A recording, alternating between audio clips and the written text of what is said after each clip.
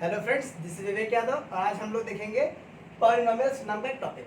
ठीक है, इसको सीबीएसई बोर्ड में क्लास 9th और क्लास 10th में इसको पॉलिनोमियल्स नाम से ही जानते हैं, लेकिन आईसीएसई बोर्ड में इसको फैक्टराइजेशन नाम से जानते हैं। करेक्ट? तो हम लोग इसके ऊपर डिस्कशन करेंगे, बट उससे पहले हम बिल्कुल बेसिक से चलेंगे। ठीक है, तो आप मैथ्स में बेसिकली दो चीज़ें पढ़ते हैं, एक वेरिएबल, एक कांस्टेंट। ठीक है, तो शुरुआत कौन से करेंगे? सो पहला टर्म है हमारा वेरिएबल। वेरिएबल क्या होता है? वेरिएबल उस सिंबल को कहते हैं, a symbol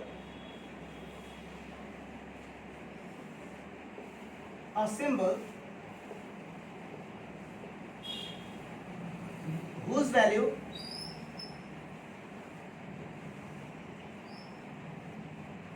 keeps on changing, या फिर नेवर फिक्स, कुछ भी लिख सकते हैं। तो इज नॉट फिक्स्ड,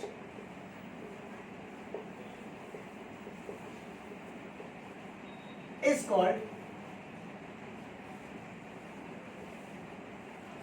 कॉल्ड क्या? वेरिएबल। ठीक है, जिसकी वैल्यू फिक्स नहीं है। ठीक है, और इसको हम इंग्लिश के अल्फाबेट से डिनोट करते हैं। तो एग्जांपल में हम एक्स वाई जेड लेंगे। ठीक है, क्योंकि ए बी सी को भी as variable as constant treat किया जाता है, और क्यों ट्रीट किया जाता है और कैसा कांस्टेंट है उसके बारे में चर्चा अभी होगी। ओके, सो नेक्स्ट है कांस्टेंट।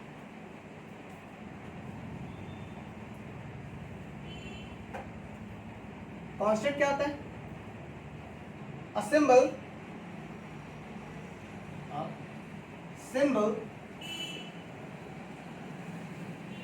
whose value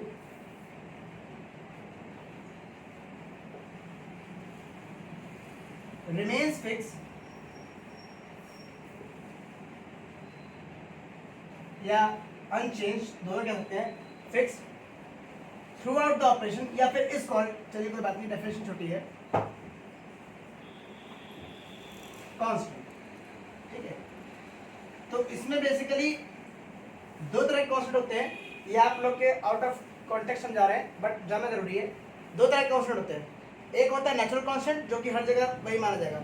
एक होता है आर्बिट्ररी कांस्टेंट। आर्बिट्ररी कांस्टेंट का मतलब होता है जब थ्योरी में हम यूज करते हैं, जैसे मान लीजिए आप जानते हैं ग्रेविटेशन फोर्स प्रोपोर्शनल होता है मास के प्रोडक्ट के, ऐसा कुछ पढ़ा होगा। Gravitation force product of masses and inversely proportional to the square of the distance between them product. तो जब हम प्रोपोर्शनलिटी कांस्टेंट प्रोपोर्शनलिटी हटाते हैं तो एक कांस्टेंट यूज करते हैं, तो वो कांस्टेंट वहाँ पे यूनिवर्सल ग्रेविटेशन कांस्टेंट कहते हैं, या पीवी इक्वल्स टू एनआरटी में भी आर जो है यूनिवर्सल गैस कांस्टेंट होता है। उसी तरह से ये जो जी है, ये आर है, ये और कुछ और भी कांस्टेंट है जो हम आगे पढ़ेंगे, ये सब के सब कोई जो कांस्टेंट आते हैं, ये सब के सब जो होते हैं उनको आर्बिट्ररी कांस्टेंट कहते हैं, क्योंकि इनकी वैल्यू किसी एक ऑपरेशन के लिए फिक्स होती है। ठीक है, सबके लिए फिक्स नहीं होती है, किसी चीज के लिए फिक्स होती है। ठीक है, ओके, सो ये क्या कहते हैं, इसको कांस्टेंट बोलते हैं। ठीक है, फॉर एग्जांपल अभी के लिए 2 3/4, और आप इंग्लिश के अल्फाबेट यूज कर सकते हैं एक्सेप्ट एक्स वाई जेड, इनके अलावा आप कुछ भी यूज कर सकते हैं। इनको भी ट्रीट किया जाता है कांस्टेंट की तरह। याद रखिए, एक्स वाई जेड के अलावा कोई भी नंबर होगा इंग्लिश में भी, ए है, बी है, सी है, डी है, ई आई एफ जे कुछ भी है, तो इन सबको ट्रीट किया जाएगा कांस्टेंट की तरह ट्रीट किया जाएगा। ये जो कांस्टेंट नंबर वाले होते हैं, ये तो नेचुरल कांस्टेंट हो गए, और जिसमें ए बी सी डी आ गए, ये सब कांस्टेंट होते हैं वो आर्बिट्ररी कांस्टेंट होते हैं, मतलब उस ऑपरेशन के लिए वो कांस्टेंट माने जाएंगे। ये दोनों में डिफरेंस है। ठीक है, अच्छा, अब कुछ और बातें। नेक्स्ट जो बात करेंगे वो करेंगे हम टर्म की। टर्म क्या होता है?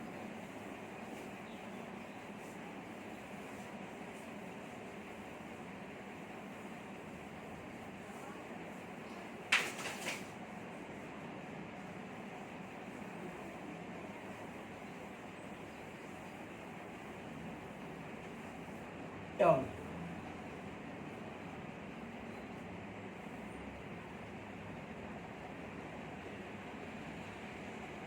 टर्म क्या होता है? तो लिखेंगे, ऐसे लिख सकते हैं, the product of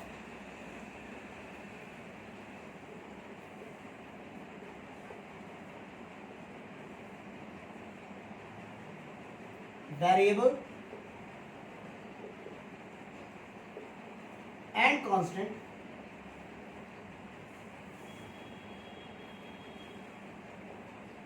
is term, ठीक है। तो टर्म में प्रोडक्ट होना चाहिए, प्रोडक्ट का मतलब मल्टीप्लिकेशन, वेरिएबल एंड कांस्टेंट होना चाहिए। तो मान लेते हैं हम लिखते हैं एग्जांपल तौर पे, फॉर एग्जांपल हमने लिखा 2 और x, इसमें वेरिएबल कौन है, ऑफ कोर्स x, और कांस्टेंट कौन है, 2। वेरिएबल है x और कांस्टेंट है 2। तो जो कांस्टेंट टर्म होता है, या यूं कहें कि x के साथ या वेरिएबल के साथ जो नंबर लिखा होता है, it can be ABCD, it can be 2 3 4 5, मतलब कि ये नेचुरल कांस्टेंट भी हो सकता है और आर्बिट्ररी कांस्टेंट भी हो सकता है, ठीक है। इस कांस्टेंट को बोलते हैं क्या, कोएफिशिएंट। क्या बोलते हैं, कोएफिशिएंट, ठीक है। और ये क्या वेरिएबल है, अगर मैं आपसे पूछूं कि x का कोएफिशिएंट क्या है तो आप बोलेंगे 2, करेक्ट। ध्यान देंगे कोएफिशिएंट क्या है, 2, 2x नहीं, x का कोएफिशिएंट यानी कि x के साथ जो मल्टीप्लाई में है, इनके बीच में कौन साइन होगा, मल्टीप्लाई। हमें कैसे पता लगा, इस बात से पता लगा, प्रोडक्ट है, प्रोडक्ट मतलब मल्टीप्लाई, ठीक है। आप कहते नहीं भैया हम डिवाइड में भी एक वेरिएबल मानते हैं, सही बात है, मानते हैं भैया, इसको क्या कर दिए, मल्टीप्लाई में बदल देंगे तो 1/x हो जाएगा, अभी भी ये मल्टीप्लाई में है, ठीक है। तो product of variable and constant is called this, क्या, टर्म, ठीक है। अब बात आते हैं, थोड़ा सा आगे चलते हैं, अब बात करेंगे मोनोमियल, फिर बायनोमियल, फिर ट्राइनोमियल, और फिर हम बिल्डअप करेंगे अपने चैप्टर का नाम दैट इज पॉलिनोमियल, करेक्ट। तो मोनोमियल,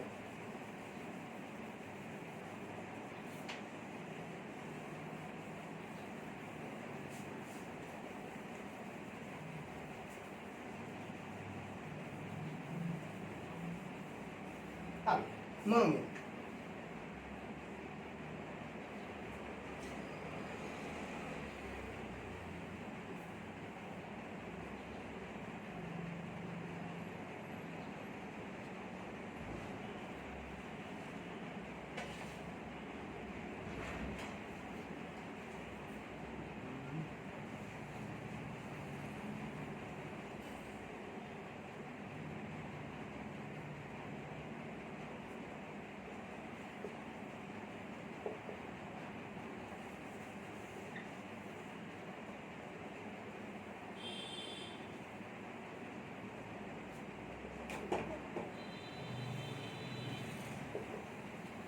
मोनो मतलब सेम, मेल मतलब term.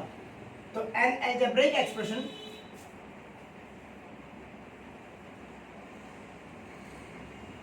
expression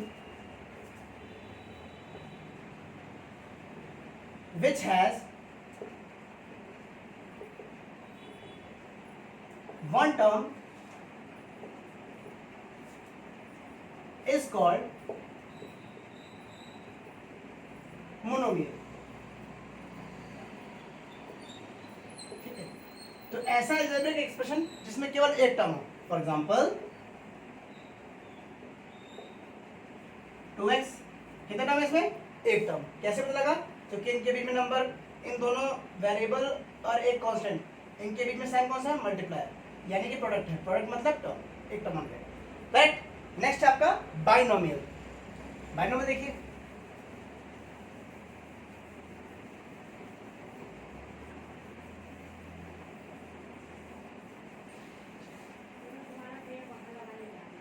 binomial,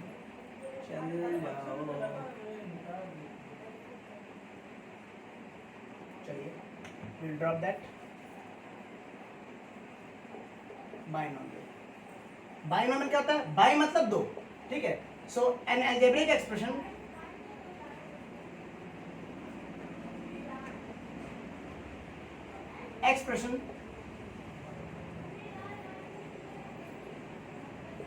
which has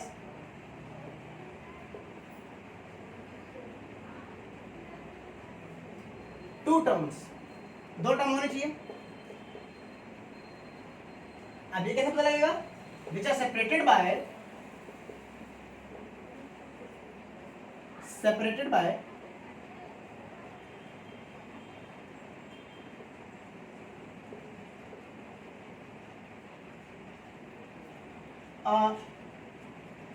binary operation. Binary operation बहुत दोनों भी है, लेकिन ये बाइनरी ऑपरेशन काम का है क्योंकि ये टर्म्स को अलग करता है। By a binary operation, binary मतलब दो, इसीलिए बाइनरी ऑपरेशन कौन कौन से, प्लस या फिर माइनस, यानी एडिशन और सब्ट्रैक्शन के साइन से ये अलग होगा, ठीक है, इज कॉल्ड क्या, बाइनोमियल। फॉर एग्जाम्पल 2 + x, ठीक है, ये कितने टर्म है, एक। अब कहेंगे इसमें तो x तो है नहीं, करेक्ट, इसमें x नहीं है बट है भी, कैसे, क्या आप इसको लिख सकते हैं 2x की पावर 0, लिख सकते हैं, क्योंकि x पावर 0 यानी कि 1 हो गया, तो 2 × 2 कोई नई बात नहीं है, ठीक है, तो इसको ऐसे लिख सकते हैं। तो ये एक टर्म है, ये एक टर्म है, और चूंकि इनके बीच में प्लस साइन है इसलिए दो अलग अलग टर्म माने जाएंगे। अगर माइनस होगा तो भी अलग माने जाएंगे, मल्टीप्लाई होगा तो एक टर्म, डिवाइड होगा तो एक टर्म, प्लस माइनस होगा तो अलग अलग टर्म, और अगर मल्टीप्लाई है तो एक टर्म, ये डिवाइड है तो एक टर्म, करेक्ट, ये बात ध्यान रखिएगा। नेक्स्ट आपका trinomial.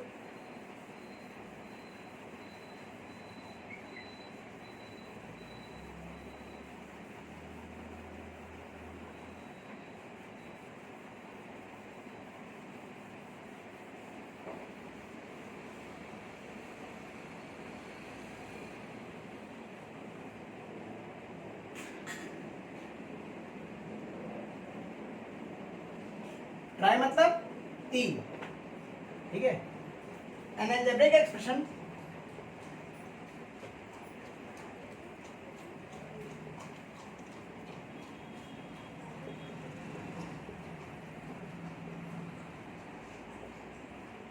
which has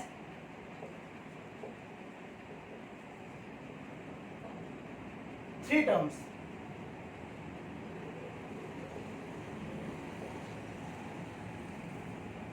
is called trinomial. Try मतलब 3, ठीक है, तो एग्जांपल क्या हो जाएगा, आप कुछ भी ले सकते हैं, 2x + 3y + 4 and so on. यहाँ पर 3 टर्म हमें कैसे पता लगे, क्योंकि यहाँ पे 2 बाइनरी ऑपरेशन लगे हुए हैं, it can minus, it can minus, can be plus, कुछ भी हो सकता है, बट मल्टीप्लाई डिवाइड नहीं होगा क्योंकि फिर एक टर्म आ जाएगा। तो यहाँ पर एक टर्म ये, एक टर्म ये, कैसे पता लगा 2 टर्म है, क्योंकि प्लस साइन लगा हुआ है, फिर ये टर्म अलग होंगे क्योंकि बीच में माइनस लगा हुआ है, टोटल कितने टर्म हो गए, 1 2 3, करेक्ट, तो ये ट्राइनोमियल हो गया। नेक्स्ट आपका चैप्टर का नाम that is polynomial.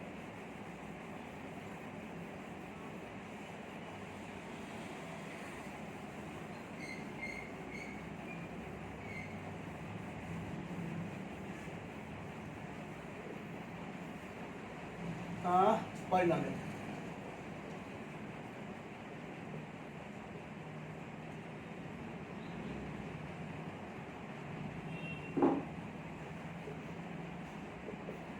an algebraic expression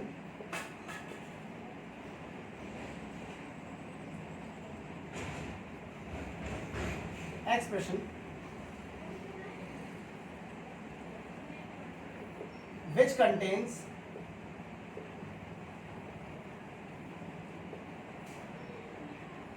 many terms, 4 5 6 2 3, कितने में होंगे उनको क्या कहेंगे, पॉलिनोमियल कहेंगे, यानी कि बाइनोमियल और ट्राइनोमियल दोनों ही पॉलिनोमियल के पार्ट्स हैं, ठीक, स्पेशल केसेस हैं जहाँ पे 2 और 3 टर्म्स होते हैं रिस्पेक्टिवली, ओके। सो यहाँ पे क्या है कि ऐसा अलजेब्रिक एक्सप्रेशन जिसमें बहुत सारे टर्म हो, मोर देन 1 होना चाहिए, क्योंकि 1 अगर एक्सप्रेशन है तो उसको पॉलिनोमियल नहीं कहेंगे, फिर हम क्या कहेंगे, उसको मोनोमियल ही कहेंगे, करेक्ट, ओके। सो एग्जांपल आप कुछ भी ले सकते हैं, 2x + 3y + 4z and so on up to the, ठीक है। तो यहाँ पे बहुत सारे टर्म्स हैं, कैसे पता लगा, क्योंकि यहाँ पे साइन अलजेब्रिक एक्सप्रेशन के में बाइनरी ऑपरेटर्स बहुत सारे हैं, क्लियर, ओके। अब हम पढ़ेंगे डिवीजन एल्गोरिथम, लेकिन उसको पढ़ने से पहले हम बता दें कि इन पॉलिनोमियल्स को हम डिवाइड मल्टीप्लाई कुछ भी कर सकते हैं, ठीक है। 8th क्लास तक की आपने मल्टीप्लिकेशन ऑफ पॉलिनोमियल्स पढ़ा था, जिसमें a + b a - b का होल स्क्वायर का फॉर्मूला, आप sorry a + b × a - b पढ़ते थे तो a² - b² होता था, a + b का होल स्क्वायर पढ़ा, सब कुछ पढ़ा, ठीक है। अब हम क्या करेंगे, इस पॉलिनोमियल को डिवाइड करने की कोशिश करेंगे, बट डिवीजन शुरू करने से पहले हम बिल्कुल बेसिक कॉन्सेप्ट लेंगे जहां से हम डिवीजन एल्गोरिथम के बारे में थोड़ी सी जानकारी हासिल करेंगे। फॉर एग्जांपल, अगर मैं आपसे कह रहा हूं कि भैया 7 को डिवाइड कर दो 4 से, ठीक है, आप क्या करेंगे, भैया इसमें कोई खतरनाक काम नहीं है, 4 बन जा 4 हुआ, 3 रिमाइंडर आया, ठीक है। तो आप यहां से लिखेंगे 7 can be written as 4 into 1 plus 3। ये तो हुआ। आप ध्यान से देखिएगा, ये प्लेस कौन सी है? डिविडेंड की। डिविडेंड को हम लिखते हैं px, पहले लिख लेते हैं। ये है हमारा डिविडेंड, थोड़ा सा बड़ा लिख लेते हैं, डिविडेंड, ठीक है। ये है हमारा डिवाइजर, ये है हमारा कोशेंट, और ये है हमारा रिमाइंडर। करेक्ट। अब देखिए इसका shortest form, dividend can be written as divisor multiply quotient plus remainder, ये लिखा हुआ है, ठीक है। अब इसी को हम अपने फॉर्म में लिखेंगे। डिविडेंड को हम डिनोट करते हैं px से, ठीक है। डिवाइजर को हम डिनोट करते हैं gx से। प्लीज मेंटेन दिस, क्योंकि ये जरूरी है, क्योंकि gx और px ये स्टैंडर्ड नोटेशन है। 1 यानी कि ये क्या है हमारा कोशेंट। कोशेंट को डिनोट करते हैं qx से, पॉलिनोमियल इन x है, यहाँ पे वेरिएबल x है, ठीक है। और रिमाइंडर को डिनोट करते हैं rx से। इस चीज से, इस एक्सप्रेशन से या इस मेथोडोलॉजी से हम समझे क्या? हम समझे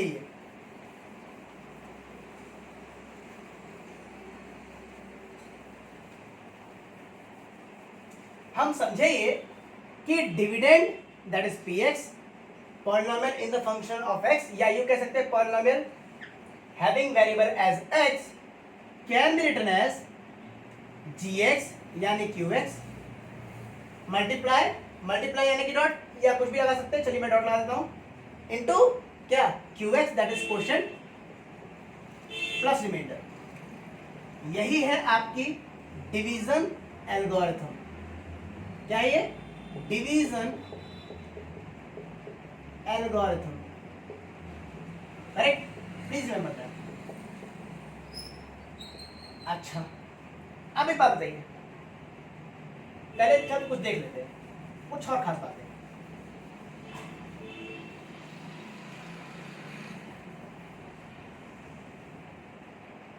तो अब बात करते हैं डिग्री ऑफ पॉलिनोमियल की।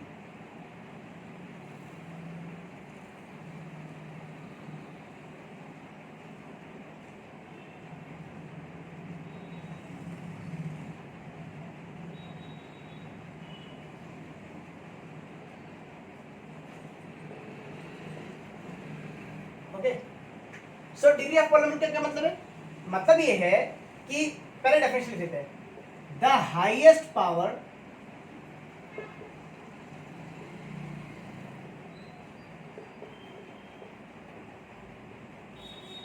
ऑफ वेरिएबल एक से ज्यादा होंगे तो पावर जुड़ जाएगी, अगर वेरिएबल्स मल्टीप्लाई में है तो। ध्यान रखिएगा, the highest power of variable और वेरिएबल्स, मैं दोनों लिख रहा हूं इसलिए,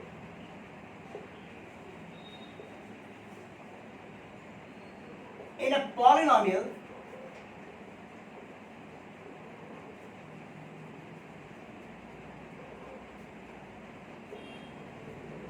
is called क्या? is called degree of the polynomial।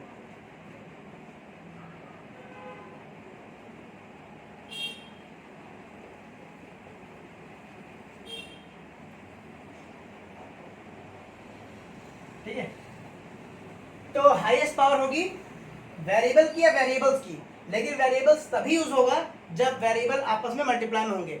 अगर उनके बीच में प्लस या माइनस लगा, मतलब वेरिएबल्स अलग हुआ है, तब आप इसका यूज करेंगे, ना कि इसका। करेक्ट। तो हम ही कह रहे हैं कि हाईएस्ट पावर वेरिएबल की या वेरिएबल्स की किसी भी पॉलिनोमियल में, उसको हम क्या कहते हैं? डिग्री ऑफ द पॉलिनोमियल कहते हैं। अब दो एग्जांपल लेते हैं और दोनों से समझने की कोशिश करते हैं, क्योंकि हमने वेरिएबल और वेरिएबल्स दोनों यूज किए हुए। देखिए,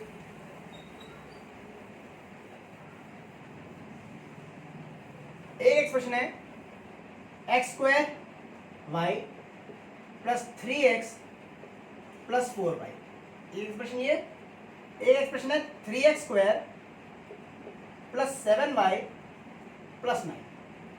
ये दोनों पॉलिनोमियल्स है। क्यों? क्योंकि इसमें बहुत सारे टर्म है। इसमें कितने टर्म है? 3। एक, क्योंकि साइन लग गया तो ये दूसरा, ये साइन लग गया तो तीसरा। ये तीन टर्म्स अलग अलग है, ये भी ट्राइनोमियल है, ये भी ट्राइनोमियल है, करेक्ट। अगर मैं आपसे पूछूं एक्स कोफिशिएंट तो क्या कहेंगे? इसमें एक्स कोफिशिएंट क्या है? 3। एक्स कोफिशिएंट क्या है? 3। ध्यान रखिएगा केवल नंबर। वाई कोफिशिएंट क्या है इसमें? 7, करेक्ट। अच्छा, अगर हम पूछे कांस्टेंट क्या है? 9। इसमें कांस्टेंट क्या है? कुछ भी नहीं, कुछ भी नहीं, क्योंकि ये कोफिशिएंट माना जाएगा। क्यों? क्योंकि ये अभी इसके साथ वेरिएबल लगा हुआ है, करेक्ट। ओके, अच्छा, इसकी डिग्री कितनी है? 2। नहीं, इसकी डिग्री 3 है। क्यों? क्योंकि 2 ये है, ये भी तो वेरिएबल है 1, तो डिग्री कितनी हो गई? 3। ध्यान रहे इनके बीच में कौन सा साइन है? मल्टीप्लाई। मैंने कहा था अगर वेरिएबल्स की पावर को ऐड कर रहे हैं तो आपके पास शर्त ये है कि वेरिएबल्स के बीच में मल्टीप्लिकेशन साइन होना चाहिए। क्या यहाँ पे मल्टीप्लिकेशन साइन है? कुछ नहीं तो मल्टीप्लाई माना जाएगा, इसलिए इनकी पावर को ऐड कर देंगे। 2, तो ये 2, और जहां पे कुछ नहीं लिखा है वो 1, तो 2 + 1 कितना होगा? 3। इसलिए इसकी डिग्री कितनी है? 3 है, करेक्ट। इसकी डिग्री है 3, और इसकी डिग्री कितनी है? वेल, इसमें वेरिएबल्स तो अकेले ही हैं, तो इसलिए डिग्री हाईएस्ट पावर कितनी है? 2, तो इसकी डिग्री कितनी है? 2। क्लियर? ओके, अब कुछ और बातें। अगर डिग्री के बेस पर हमने पॉलिनोमियल्स को बेसिकली 3 क्लास में डिवाइड किया है, हालांकि और डायमेंशन भी पॉसिबल है, बट रियलिस्टिक वर्ल्ड में 3 डायमेंशन ही चलती हैं, ठीक है। लेकिन इसका मतलब ये नहीं कि केवल 3 डायमेंशन है, डायमेंशन तो बहुत सारे, ठीक है। अगर किसी पॉलिनोमियल की डिग्री 1 है तो उसको कहते हैं linear polynomial.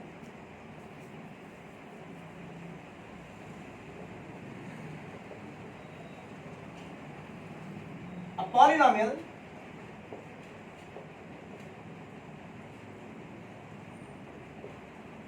having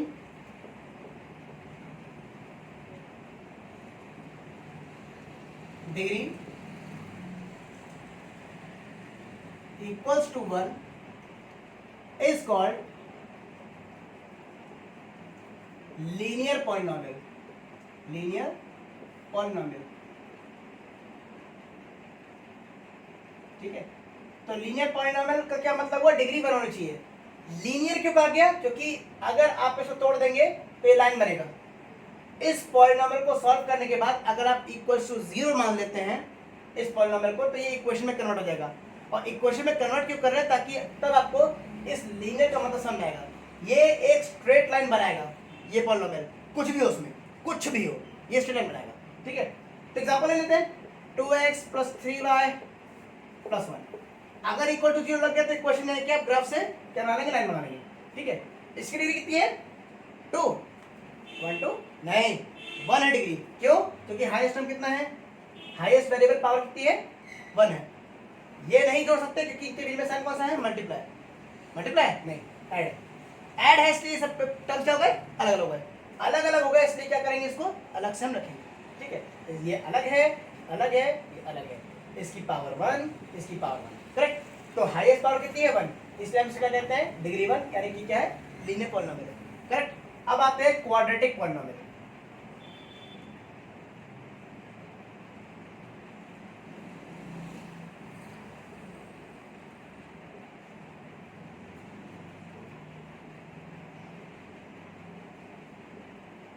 quadratic polynomial क्या होता है? अ पॉलिनोमियल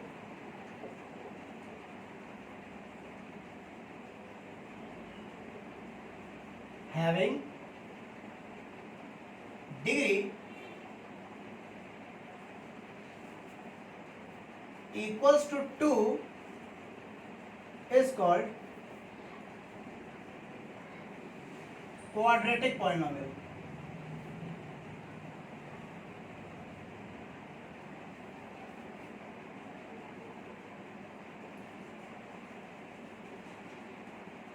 ठीक है। एग्जाम्पल क्या हो जाएगा? 2x² + 3 प्लस कुछ भी लगा दिए, ठीक है। तो यहाँ पे टर्म कितने हैं? 2। हाईएस्ट पावर कितनी है? 2, इसलिए क्या हो गया? क्वाड्रेटिक पॉलिनोमियल हो गया, करेक्ट। ओके,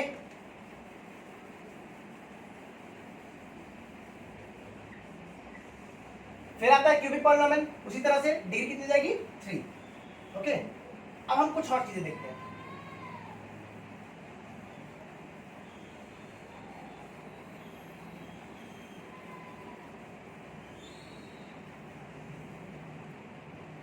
ओके, अगर हम आपसे कहें कि क्या आप दो नंबर को डिवाइड कर लेंगे, आंसर है हाँ। क्या आप दो पॉलिनोमियल को डिवाइड कर लेंगे? सोचने वाली बात है, नहीं अभी तो नहीं। तो ऐसी हालत में हम करेंगे क्या, हम करेंगे ये कि एक तरीका देखते हैं कि बिना डिवीजन किए क्या हम रिमाइंडर निकाल सकते हैं, उसका एक तरीका देख लेते हैं। उससे हम एक चीज पता कर लेंगे कि क्या एक पॉलिनोमियल दूसरे नंबर पॉलिनोमियल को डिवाइड कर भी सकता है कि नहीं कर सकता है। भाई सारे नंबर से एक दूसरे को डिवाइड नहीं कर सकते ना। अब मैं कहता हूँ 7 को 4 डिवाइड कर देगा क्या, आप कहोगे नहीं, क्यों? क्योंकि आपको पता है कि रिमाइंडर कितना आने वाला है, 3 आने वाला है। सिमिलरली हर पॉलिनोमियल दूसरे पॉलिनोमियल को डिवाइड नहीं कर सकता, ठीक है। तो ऐसी हालत में हर पॉलिनोमियल डिवाइड नहीं कर पाएगा, इसलिए रिमाइंडर निकालना मुश्किल हो जाएगा, ठीक है। इसलिए डिवीजन ऑफ पॉलिनोमियल अभी नहीं, डिवीजन ऑफ पॉलिनोमियल कल बताऊंगा। अभी क्या बताने जा रहे हैं, अभी बताने में जा रहे हैं कि बिना एक्चुअल डिवीजन किए भी आप किसी भी पॉलिनोमियल का जो डिवाइजर है, जिसको हम जीएस कह रहे हैं, उससे के थ्रू हम निकाल सकते हैं किसी भी पॉलिनोमियल का रिमाइंडर। कैसे निकालेंगे देखिए, कंसीडर कीजिए आपको दो पॉलिनोमियल्स दिए गए हैं, एक जिसको डिवाइड करना है दैट इज डिविडेंड।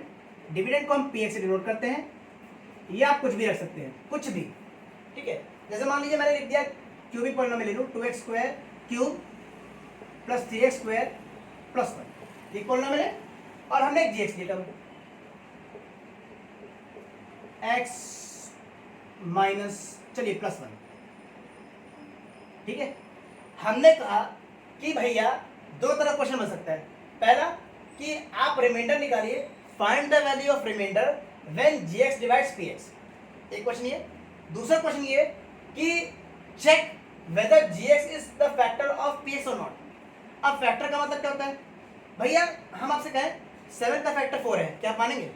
नहीं, मजाक कर रहे हैं। कैसे? क्योंकि 7 को 4 कंप्लीटली डिवाइड नहीं करता है, रिमाइंडर कुछ बचता है। यानी कि उसी gx को या उसी नंबर को हम फैक्टर कहते हैं जब रिमाइंडर क्या बचेगा, 0 बचेगा। Please remember that. If r या फिर rx, r है नंबर के लिए, rx है पॉलिनोमियल के लिए, अगर ये इक्वल टू 0 होगा तो नंबर या px क्या होगा, फैक्टर होगा, वरना नहीं होगा। प्लीज रिमेंबर दैट, ठीक है। तो अब हमें प्रूफ करना, हमें देखना है कि क्या ये, मैंने तो ऐसे रैंडम लिया है, तो gx क्या इसका फैक्टर है कि नहीं है, या फिर रिमाइंडर कितना आएगा, ठीक है। दोनों का तरीका बस एक है। तरीका ये है कि आप सबसे पहले करिए क्या, आप करिए ये कि पुट कर दीजिए gx को 0 के बराबर, पहला स्टेप। gx को किसके बराबर पुट कर दिए, 0 के बराबर, तो gx हमारा ये x + 1 पुट कर दीजिए, तो x इक्वल्स टू ये इधर जाएगा तो माइनस हो जाएगा, ठीक, ये हो गया। अब हम करेंगे क्या, ये जो x की वैल्यू है ये x इक्वल्स टू -1, इसको ले जा करके आप p में पुट कर दीजिए। कैसे पुट करेंगे देखिए, तो हमारे पास यही है x की वैल्यू -1, ठीक है। देखिए x की जगह पुट करना है, इसलिए ध्यान से देखिए कैसे पुट करते हैं। x की जगह पुट करना हो, हर जगह यही करना पड़ेगा। तो 2x की जगह -1, x का क्यूब हो रहा है इसलिए 3 पावर प्लस 3x का स्क्वायर है, यानी कि -1 का स्क्वायर करेंगे +1, ठीक है। अब देखिए तो ये हो जाएगा 2 -1 का क्यूब। अब देखिए -1 की पावर अगर ऑड होती है, अगर -1 की पावर ऑड होती है तो साइन हमेशा माइनस का आएगा। अगर -1 की पावर इवन होती है तो साइन हमेशा क्या आएगा, प्लस आएगा। यानी कि क्या आने वाला है, प्लस आने वाला है, पावर इवन है ना, इसलिए प्लस एंड +1, करेक्ट। ये हो जाएगा -2, जो कि प्लस इंटू माइनस क्या हो गया, minus, plus into plus plus, 3 × 3 plus 4, ये हो गया -2 + 4 which is equal to 2। Remainder कितना आ गया, 2। क्या ये 0 है, नहीं है। रिमाइंडर चूंकि 0 नहीं है, अभी देखा था रिमाइंडर 0 का तभी फैक्टर होगा। क्या रिमाइंडर 0 है, नहीं। इसका मतलब ये है कि gx is not the factor of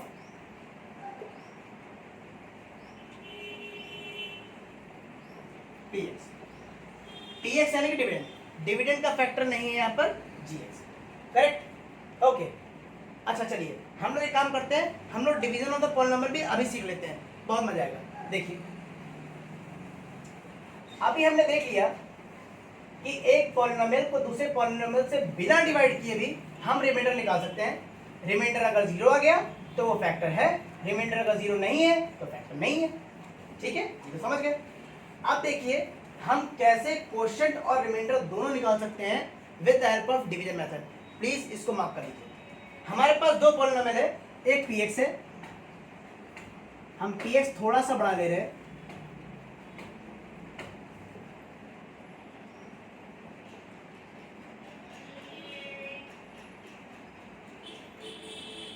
मुझे नहीं पता मैंने क्या लिखा, ठीक है, बट ये कोई पॉलिनोमियल है, ठीक है, gx कुछ भी ले लेते हैं, ठीक है। मैं जस्ट सिंपल से चल रहा हूं ताकि आपको समझ आ जाए, ठीक है। ध्यान से देखिएगा, डिवीजन करना है। डिवीजन में सबसे पहले बॉडी किसकी आती है, ऐसे आता है डिवीजन, ऐसे था ना, हाँ। पहला px कहाँ रहेगा, अंदर, ध्यान रखिएगा। 7 कहाँ था, अंदर था, आप पीछे करके देख सकते हैं।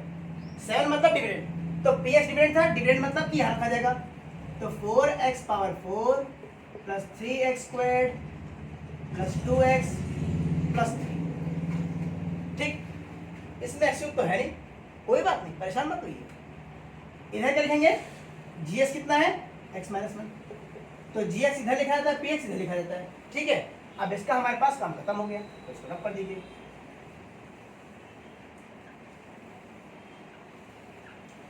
अब जरा ध्यान से देखिए, ध्यान से देखने बात ये है, इसमें हाईएस्ट टर्म कितना है, हाईएस्ट टर्म मतलब हाईएस्ट डिग्री वाला टर्म कितना है, तो आप कहेंगे ये क्या है, 4x पावर 4, केवल x पावर 4 नहीं है, न केवल 4 है, क्या टर्म है, 4x पावर 4, ये आपका हाईएस्ट टर्म है, हाईएस्ट डिग्री वाला टर्म है। तो आप इसको किनारे लिख लीजिए, लिख लिए, डिवाइडेड बाय इसका हाईएस्ट टर्म कितना है, x, आप एक्सपोनेंट जानते हैं, तो ये पावर ऊपर जाएगी तो ये माइनस हो जाएगी, तो ये आ जाएगा 3, 4 माइनस 1 कितना हो गया, 3, करेक्ट। अब जो यहाँ आया है उसको यहाँ लिख दीजिए, इतनी बात समझ आ गई।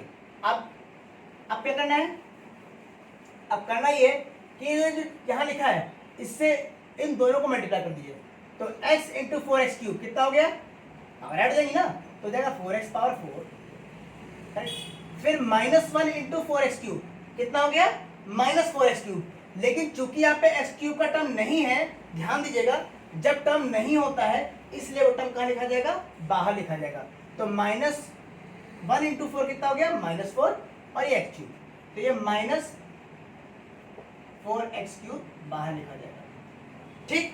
अच्छा, अब क्या करते हैं, डिवीजन में फिर माइनस होता है, यहाँ पे भी माइनस होगा, तो इधर माइनस और इधर प्लस, क्योंकि साइन पलट जाते हैं, ओके, ये तो पूरी तरह से कैंसिल हो गया। अब इसको आप पहले लिखिएगा, ध्यान रखिएगा, डिक्रीजिंग ऑर्डर में हम लिखना शुरू करते हैं, ठीक है। सबसे पहले हाईएस्ट पावर, तो 4x cube plus 3x squared plus 2x plus 3, पूरा पूरा लिखेंगे। ये ऑर्डिनरी डिवीजन नहीं कि आप एक एक टर्म उठा दिए, आपको पूरा लिखना पड़ेगा, ओके। अब देखिए इसका हाईएस्ट टर्म कितना है, तो आप कहेंगे 4x cube, highest degree term यही तो है, इसका हाईएस्ट टर्म कितना है, x, अगेन x ऊपर जाएगा तो ये x स्क्वायर बचेगा, क्योंकि 3 माइनस 1 कितना हो गया, 2 हो गया, ये 3 है डिग्री, इसका पावर कितना है, 1, तो ये ऊपर जाएगा तो पावर माइनस हो जाएगी, ठीक है, तो 3 माइनस 1 कितना हो गया, 2, तो हम लिखेंगे क्या, प्लस 4x स्क्वायर, ठीक है।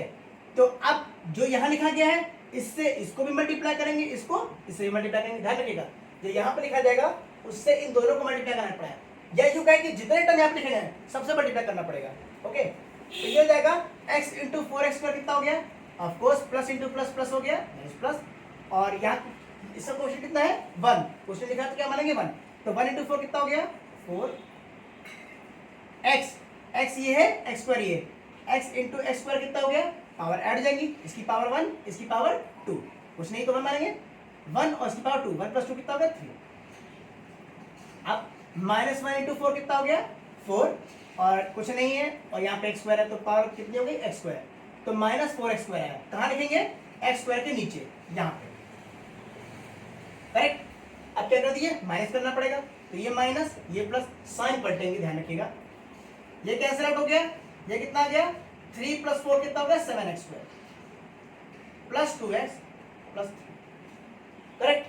अब क्या कर सकते हैं, कर हम ये सकते हैं, इसका हाईएस्ट टर्म कितना है, 7x स्क्वायर, इसका हाईएस्ट टर्म कितना है, x, फिर पावर ऊपर जाएगी 7x, ठीक है।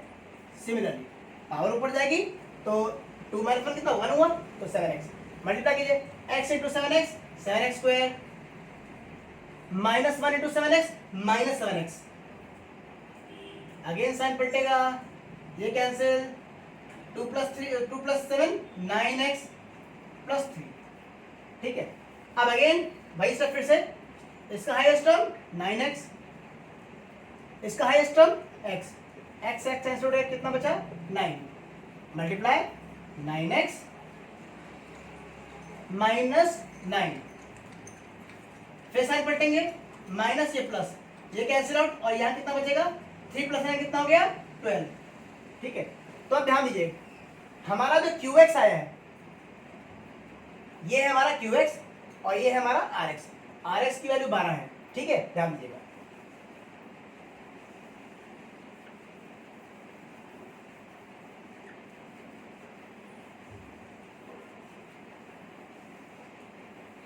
तो QX की वैल्यू हमारे पास क्या आई थी, ये ऊपर वाला टर्म लिखा था, क्या लिखा हुआ था 4x cube plus 4x square plus 7x plus 9, correct. और RX कितना लिखा हुआ था, RX आया था 12, ठीक है। तो इस तरह से आप QX यानी कि आप क्वेश्चन और रिमाइंडर को निकाल सकते हैं, ठीक है।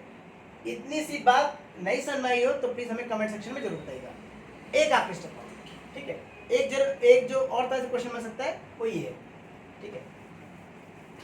कभी कभी कहते हैं कि भैया डिवीजन नहीं, तुमको डिवीजन बहुत आता है, तो एक काम करो कि हमको पॉलिनोमियल को फैक्टराइज करके दिखा दो, ठीक है। तो एक पॉलिनोमियल लेते हैं, फर्स्ट डिग्री का पॉलिनोमियल आसान है, इसलिए क्वाड्रेटिक से शुरू करते हैं। तो क्वाड्रेटिक पॉलिनोमियल का जनरल एक्सप्रेशन है वही है ax square plus bx plus c। ध्यान नहीं पॉलिनोमियल है इसलिए इक्वल टू 0 नहीं लिखेंगे, ये क्वाड्रेटिक इक्वेशन होती तो 0 लिखते हैं, ठीक है। अब इसको फैक्टराइज करते हैं, तो ध्यान दीजिएगा, पहले स्टेप देख लेते हैं।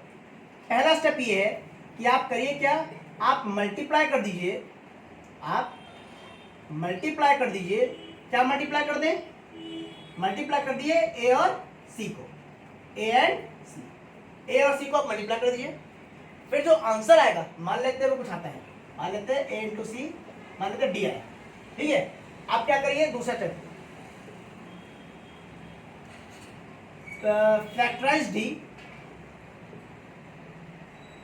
फैक्टराइज d, आपने d को फैक्टराइज किया प्राइम फैक्टराइजेशन के थ्रू, यू गेट, आपको मिला क्या, यू गेट दो टर्म्स मिलेंगे, दो नंबर्स मिलेंगे।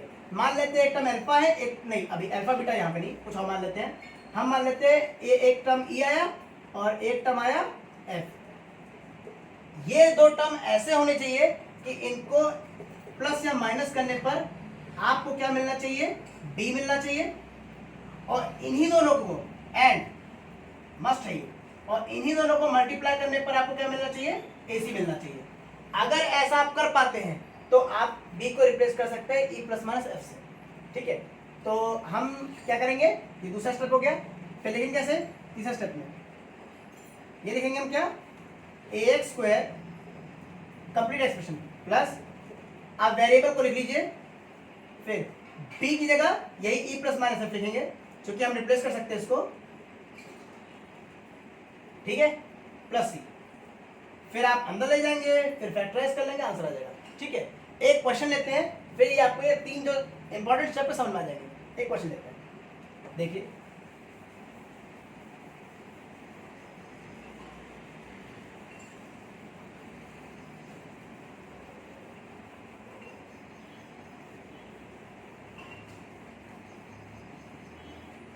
तो एक पॉलिनोमियल है हमारे पास, वो ये है, मान लेते कुछ भी, तो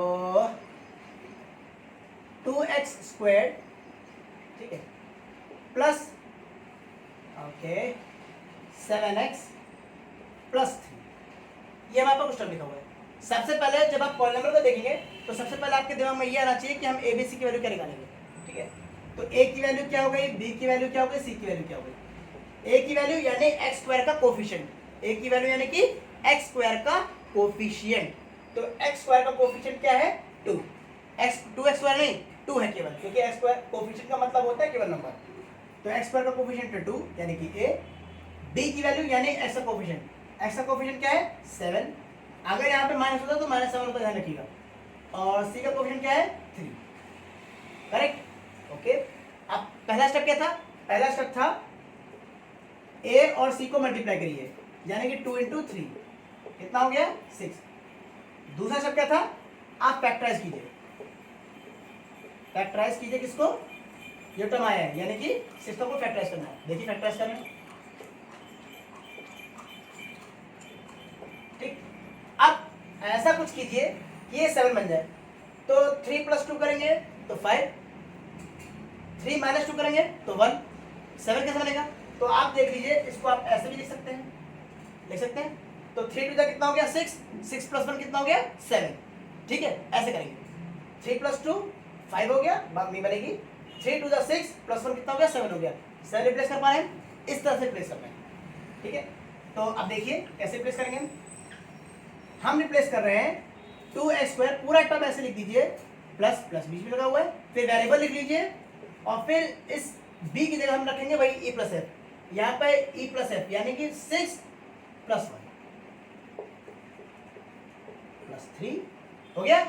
अब आप इस x को अंदर ले जाइए, तो जगह 2x² + 6x + x × 1 x + 3, correct, okay. अब दो का पेयर बना लीजिए, 1 2 3 4 टर्म्स है, तो दो का पेयर बना लीजिए, पहला दूसरा तीसरा चौथा, ठीक है। अब देखिए इसमें इन दोनों नंबर्स पहले देख लीजिए, क्या ये दो नंबर किस लेवल से कटेंगे, जी हाँ, किससे कटेंगे 2 से, ठीक है।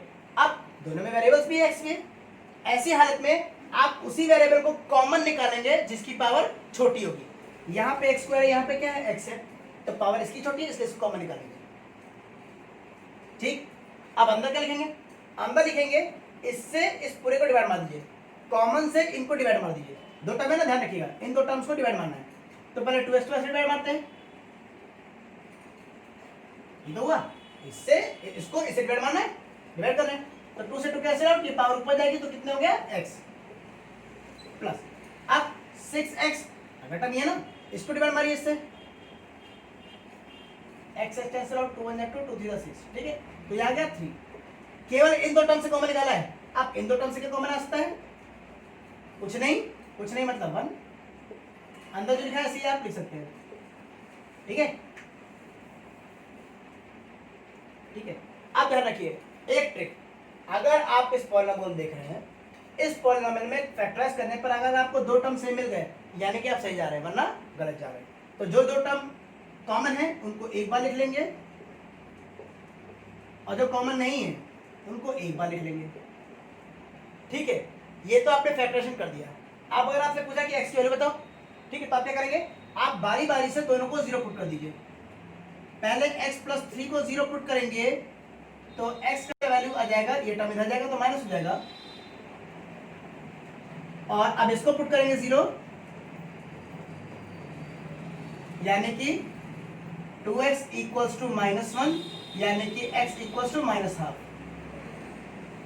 एक बात आपने नोट की, यहाँ पे दो वेरिएबल्स है, दो वैल्यूज आई, जितनी डिग्री होगी पॉलिनोमियल के उतने ही वेरिएबल्स आएंगे, ठीक है, उतने ही वेरिएबल्स आएंगे, ठीक है। तो यहाँ पे कौन कौन से वेरिएबल लगे, एक x = -3, एक x = -½ करेक्ट। पहले वेरिएबल को या दूसरे वेरिएबल को, किसी एक वेरिएबल को आप कह दीजिए अल्फा और दूसरे वेरिएबल को कह दीजिए बीटा, ठीक। अब देखिए एक और चीज, अगर हमारे पास कोई क्वाड्रेटिक पॉलिनोमियल है, क्वाड्रेटिक मतलब क्या हुआ, डिग्री 2 होनी चाहिए, करेक्ट है। अगर हमारे पास कोई क्वाड्रेटिक पॉलिनोमियल है, कोई क्वाड्रेटिक पॉलिनोमियल है, तो जनरल एक्सप्रेशन लिखते हैं, क्या जनरल एक्सप्रेशन लिखते हैं फिर से, ax² + bx + c, of course x² का कोएफिशिएंट a, x का कोएफिशिएंट b और c है जो है वो ऐसे लिखा हुआ है। ऐसी हालत में हमें पता है कि इसके दो कोएफिशिएंट निकलने वाले हैं, दो रूट्स या सॉल्यूशन कहते हैं उसको, दो फैक्टर्स भी कह सकते हैं, दो रूट्स, दो सॉल्यूशन, दो जीरोस या दो फैक्टर्स, चारों एक ही बात है, दो रूट्स निकलने वाले हैं, ठीक है। कौन कौन से निकलते हैं, एक अल्फा एक बीटा, अभी तो बताया था। तो एक अल्फा निकलेगा, x = एक अल्फा निकलेगा, और x = बीटा निकलेगा, कोई दो रूट निकलेंगे, हमें नहीं पता दो रूट क्या होंगे, स्पेशल केस था भी -3 और -½ आए थे, बट जरूरी नहीं है, ठीक है। तो जनरल वे में अब हमें क्या पता करना है, दो चीजें। क्या हम अल्फा प्लस बीटा निकाल सकते हैं विदाउट कैलकुलेटिंग, ध्यान रखिएगा, without calculating alpha and beta. हमें अल्फा और बीटा नहीं पता है, हमें सॉल्व भी नहीं करना है, और हम निकालने की भैया वैल्यू कितनी आएगी। तो इसका आंसर है ये वैल्यू आएगी -b/a। ये रिलेशनशिप है जो एनसीईआरटी और अदर बुक्स में दिया गया है। ठीक है, अगेन क्या हम इनको मल्टीप्लाई कर सकते हैं, बिल्कुल कर सकते हैं, ये हो जाएगा c/a। इसीलिए ए बी सी की वैल्यू बता पाना जरूरी है। क्लियर। तो अगर हमें रूट्स नहीं भी पता है तो उनका एडिशन और प्रोडक्ट हम बता सकते हैं, अगर आपको ए बी सी पता है तो। ठीक है, अब एक काम करते हैं, ये आखिरी स्टेप ये है कि अगर आपको दो रूट्स पता है, अभी हमने देखा कि फैक्टराइजेशन कैसे करते हैं, क्वाड्रेटिक पॉलिनोमियल को सॉल्व कैसे करते हैं, और अगर सॉल्व नहीं कर पा रहे हैं तो भी हम ए बी सी की वैल्यू निकाल करके हम निकाल सकते हैं अल्फा प्लस बीटा, यानी कि रूट्स को प्लस भी कर सकते हैं, रूट्स को मल्टीप्लाई भी कर सकते हैं। अब भैया एक बात बताइए, मान लीजिए अब एक काम करते हैं, काम ये है कि हमने आपको दो केसेस हो सकते हैं, या तो हम अल्फा और बीटा आपको गिवन कर दें,